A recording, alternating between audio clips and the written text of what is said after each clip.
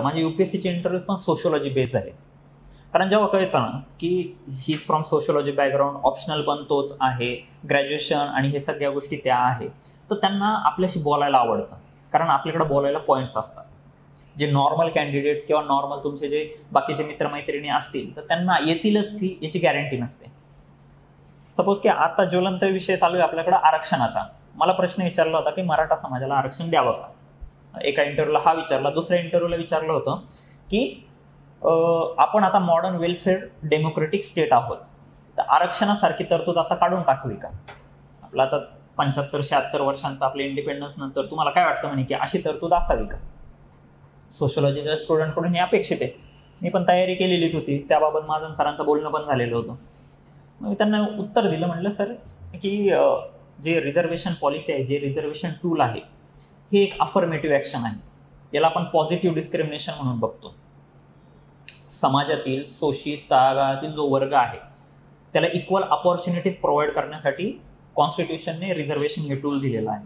म्हटलं sir independence नंतर जर आपण बघितलं तर रिझर्वेशन पॉलिसी थ्रू आपल्या समाजात जो वर्ग जे निम्न मानला जायचा, तर यांना इक्वल अपॉर्च्युनिटीज मिळाल्या आणि त्या एका चांगल्या पोझिशनला त्यांच्या लाईफमध्ये आले, तर ह्या रिझर्वेशनचा बेनिफिट होतोय. मला असं वाटतं का ते चालू ठेवावं.